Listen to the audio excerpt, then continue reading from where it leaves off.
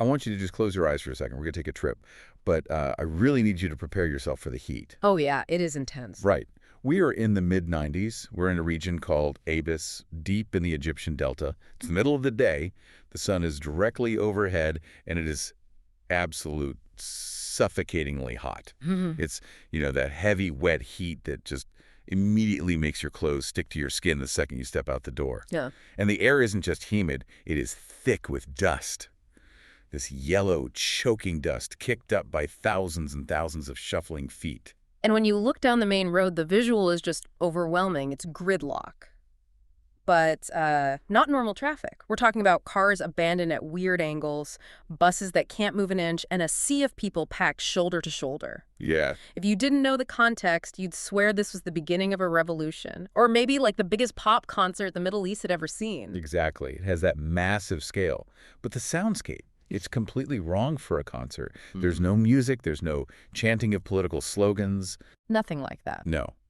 For a crowd this massive, and we are talking about thousands of people here, there is an eerie, disciplined silence.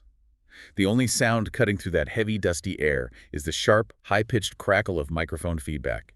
And then a woman's voice booms through the loudspeakers. And it is not a singing voice. Not at all. It's a voice of absolute terrifying authority. It demands attention. But here's the twist that makes this whole story so unsettling. This isn't a political rally. It is, technically speaking, a medical clinic. Well, sort of. Or at least that is what every single desperate person standing in that crushing heat believes it is. But if you look around, you're not going to find a single stethoscope. You won't see a prescription pad or a sterile needle. The only medical equipment here are palm fronds, big, dried, tough sticks from date palms, and a woman named Sheikha Nadia standing in the courtyard of her home getting ready to perform surgery on the soul. Today, we are taking a deep dive into the story of the healer of Abis. And looking at the historical records, the court documents, the eyewitness accounts we've pulled for this, it's clear this goes way beyond simple fraud. Oh, absolutely. It's a masterclass in mass psychology, the power of desperation, and that terrifyingly blurry line between spiritual salvation and just, well, criminal abuse. So our mission today is to unpack how one woman, operating out of a house in a dusty village, managed to convince thousands of people, and I'm not just talking about villagers here, I mean licensed medical doctors and university professors, that she could command the supernatural. I'm your host, alongside our resident expert, and it's a wild, frankly brutal ride today, so buckle up. It really is. And to understand, Nadia, we first have to understand the stage she built. Because this wasn't just a scam, it was theater. It was completely immersive. So let's go back to that courtyard. It's the weekly gathering. People have traveled from every corner of Egypt to here. They're tired, they're sick, and they're terrified. Nadia steps up to the microphone. The crowd goes dead silent. What exactly happens next? She begins the ritual. She starts reciting specific verses or remembrances and what are known as immunization verses. But she isn't whispering. She's projecting this continuously loud over that massive sound system. It's literally a sonic wall. Creating a pressure cooker environment. Exactly. And the reaction from the crowd, reading the accounts, it sounds like something straight out of a horror movie. It's the power of suggestion at its absolute most potent. You have thousands of people listening, waiting for something to happen, and suddenly out of that silence, the screaming starts. It's usually about 10 people or so in a session, scattered through the crowd. They scream, they convulse, they just collapse to the ground. It's like a contagion. One person goes, and the tension just snaps for everyone else. Precisely. But in Nadia's narrative, this wasn't panic. This was a diagnosis. If you screamed, it meant you were afflicted. You had a Jinn spirit inside you, or you were the victim of severe sorcery. By screaming, you had just identified yourself as a patient. And once you identified yourself, that is when the enforcers came in. Because she didn't work alone. Right. Nadia didn't handle the crowd control herself. This was very much a family enterprise. She had her brothers there acting as the muscle. The moment someone collapsed, they would drag them, and I mean literally drag them through the dust, to the front of the courtyard to face the Sheikha. And this brings us to her method. I want to pause here because this is where the story shifts from a spiritual gathering to something visceral and, frankly, incredibly unhygienic. It is certainly distinctive. So the patient is on the ground, likely terrified. Nadia needs to negotiate with the entity possessing them. Her technique involved placing her fingers inside her own mouth, getting them wet with plenty of saliva, and then placing her hand on the patient's head and putting those wet fingers inside the patient's mouth. Wait, inside their mouth, like physically inside? Inside. Yeah. The belief was that she was extracting a jinn from her own body, a good jinn, essentially, to go inside the patient and negotiate with the bad jinn. It was a spiritual hostile takeover, facilitated by, well, spit. That is incredibly invasive. It's dominating. But let's say the negotiation didn't work. Let's say the patient didn't snap out of it immediately. What happened then? Then the tone shifted from spiritual negotiation to physical brutality.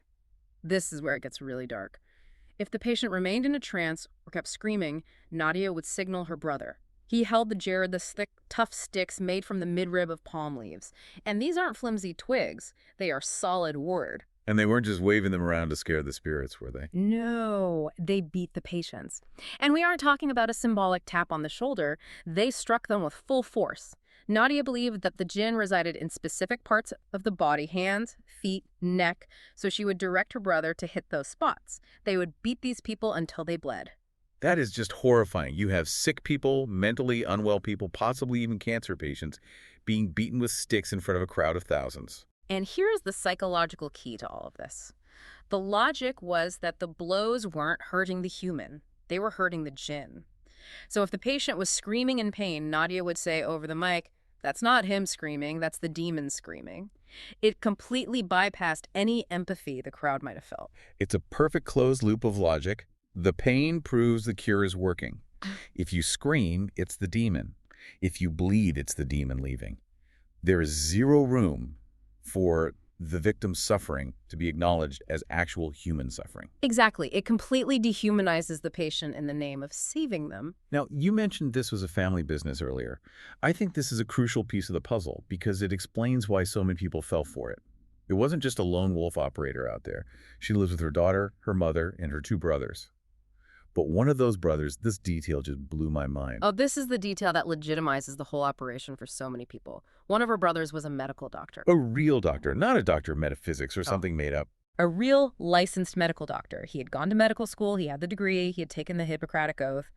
But he quit his practice. He walked away from modern medicine to become the business manager for his sister, the spiritual healer. That is a massive endorsement. If I'm a skeptic or I'm on the fence, and I see a guy who knows anatomy and pharmacology standing there saying, "No, trust me, my sister's magic is real," that changes everything. It absolutely does. It provides this veneer of scientific credibility to something that is entirely irrational. It signals to the crowd, we know science, we studied the books, and we have realized this is better. It's a devastatingly effective marketing tool. I just can't wrap my head around his motivation. Do we know if he actually believed it, or was he just looking at the profit margins? That is the million-dollar question right there.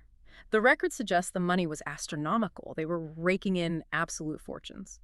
But there's also a phenomenon called shared psychosis, or folie à deux.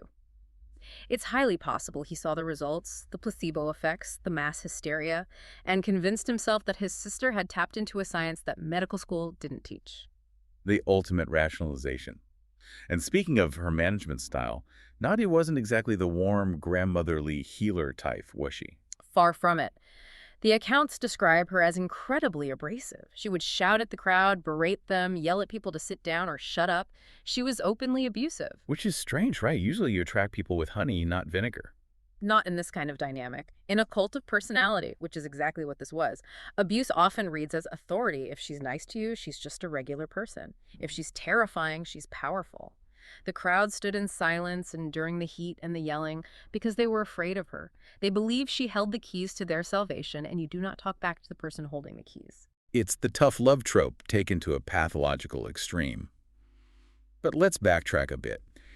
How does a woman in Avis simply decide one day, I'm going to be a supernatural healer?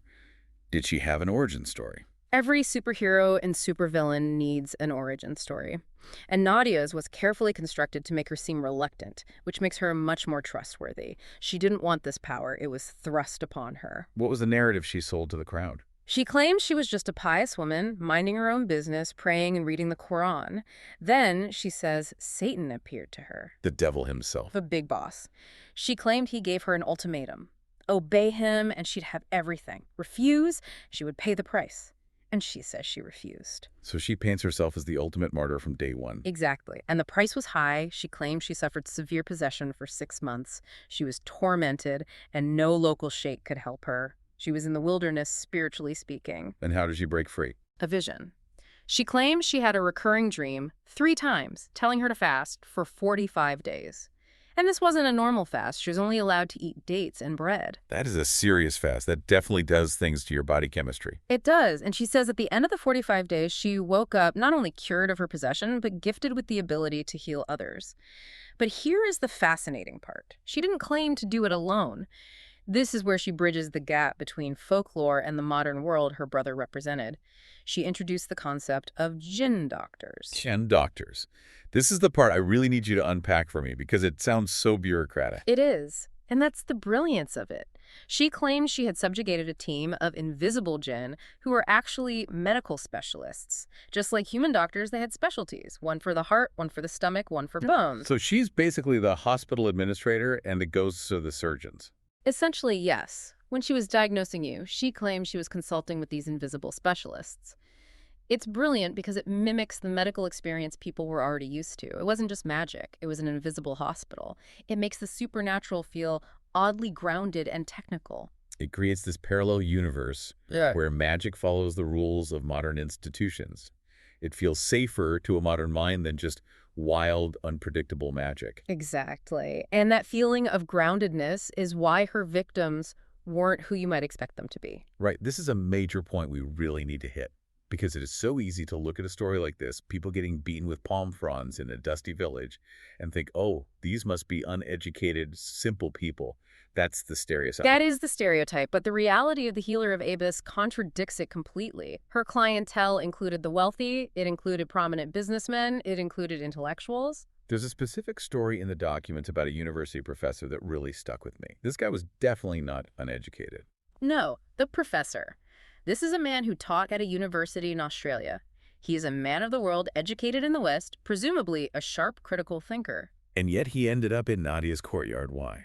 His brother was dying of late-stage colon cancer. Now, we have to understand the sheer desperation of that. Medicine had likely failed them. They were told there is nothing more we can do. They were totally out of options. And someone suggested Nadia as a last resort. The ultimate Hail Mary pass. Exactly. He was skeptical. He didn't want to go. But he went for his family. And here is where the human mind does something really tricky.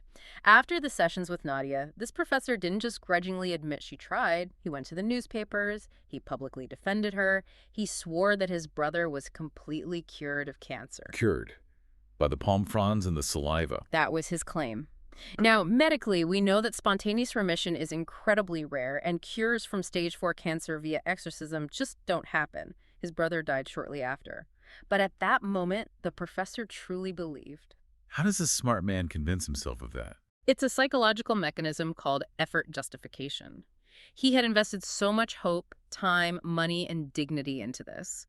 To admit it was a scam would be to admit he had subjected his dying brother to torture for absolutely nothing. His brain literally couldn't handle that reality, so it constructed a new one. He was cured for a moment. The magic worked. That is heartbreaking. Just shows that intelligence doesn't immunize you against grief or desperation. If anything, smart people are sometimes better at rationalizing the irrational. He used his credentials to validate her, effectively saying to the public, I'm a professor and I believe, so you should too.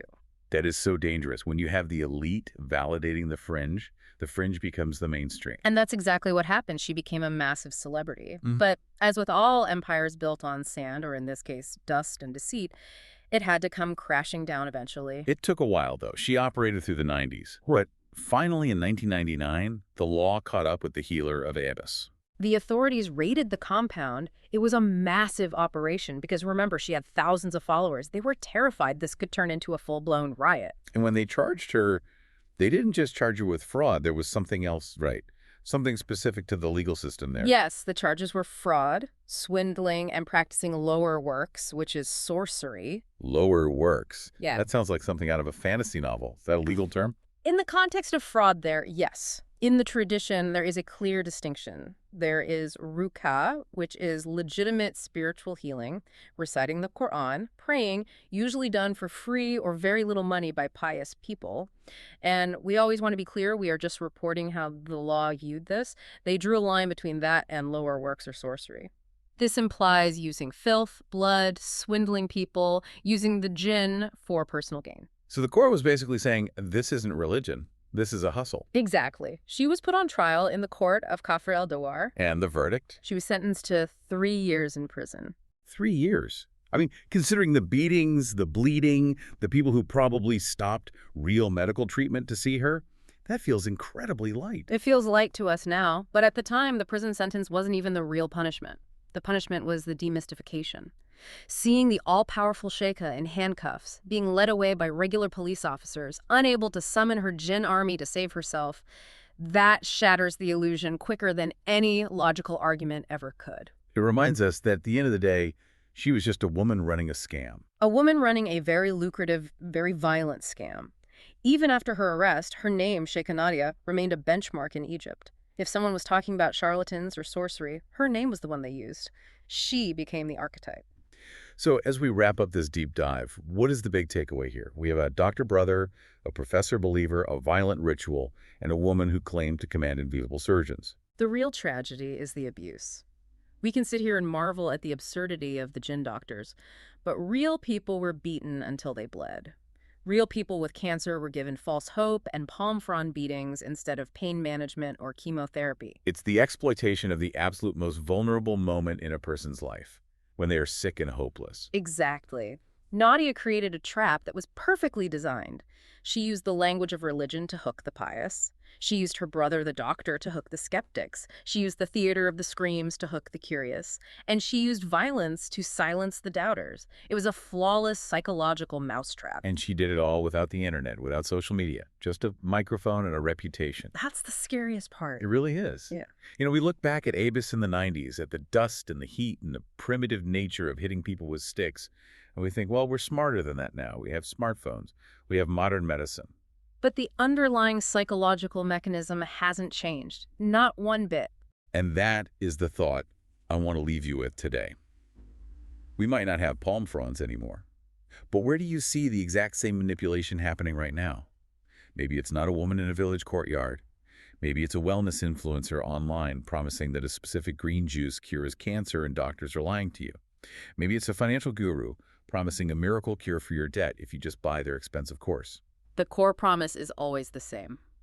I have the secret knowledge, the establishment is broken, and for a price, I can save you. The props change, but the script remains exactly the same. Thanks for joining us on this deep dive. Keep your eyes open, and we'll catch you next time.